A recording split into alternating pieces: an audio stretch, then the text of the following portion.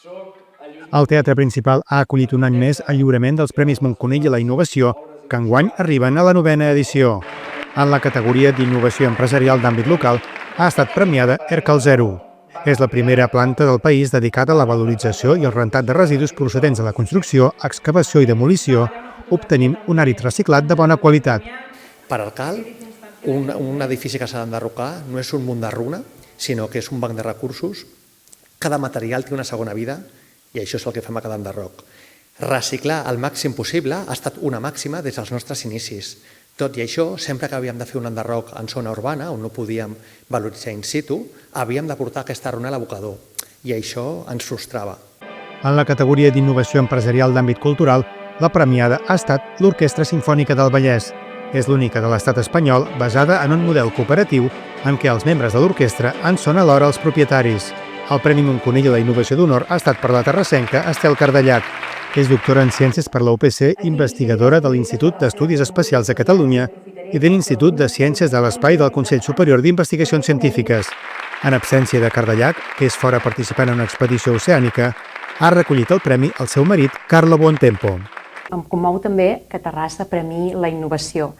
Vivim en temps de grans reptes i les mirades noves potser ajuden a trobar les solucions que busquem. No podia esperar menys de la meva ciutat. La ciència i el desenvolupament tecnològic no són cosa d'un individu, és cosa de grup, de xarxa, de col·laboració internacional.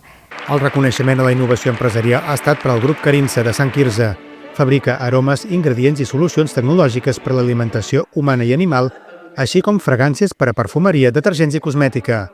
El Premi Montconill a la innovació empresarial d'àmbit social ha estat per EcoAlf, una empresa del sector tèxtil i de la moda que aposta per la sostenibilitat i l'economia circular. Els Premis Montconill a la innovació són una plataforma de projecció i de reconeixement del talent, de la creativitat, de l'impuls empresarial i de l'excel·lència de persones, empreses i projectes a escala catalana, espanyola o internacional. La ciutat de Terrassa és i vol ser encara més un referent en innovació.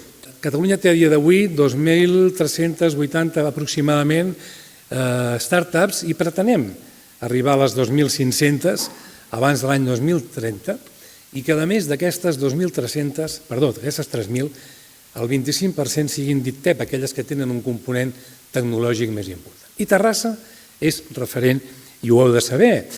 L'acte de lliurament ha finalitzat amb una actuació de 4 cançons en acústic de Miqui Núñez, acompanyat del seu germà Eloi.